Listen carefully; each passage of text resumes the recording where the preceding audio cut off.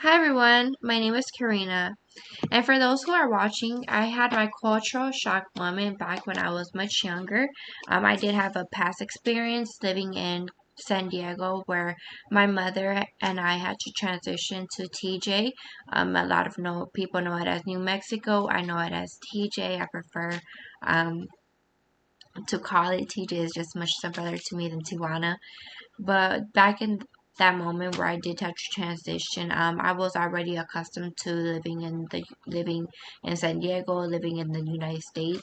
If you ever do get a chance to go down there and visit, you will know that if you do go to TJ, it is a lot different than being in the United States. A lot of people call it a third world country because as soon as you do cross that border, it is a big difference, just in the environment, the culture, the food, the smell, everything differs, even the language, as well as the people. They know as soon as you're not from there. They know foreigners.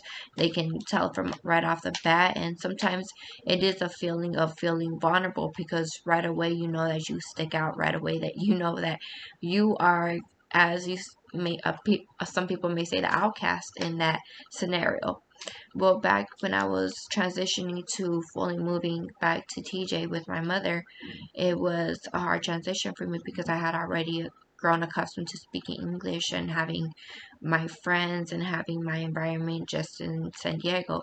So when I did have to go back to TJ, school was very difficult for me.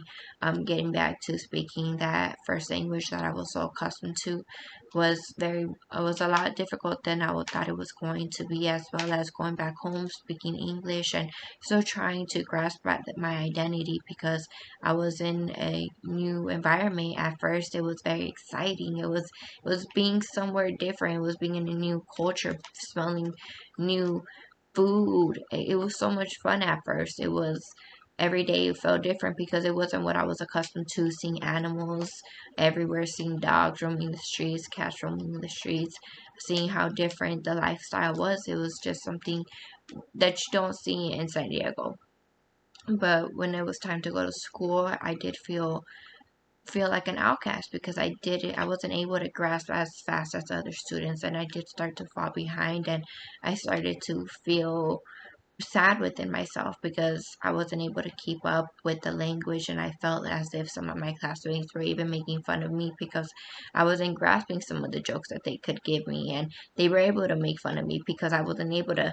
There was that language barrier that we weren't able to get through because they called me the white girl. I was considered the white girl that wasn't from there, and even though I was from there, I really wasn't considered because I wasn't able to grasp the language and able to grasp everything such as they were.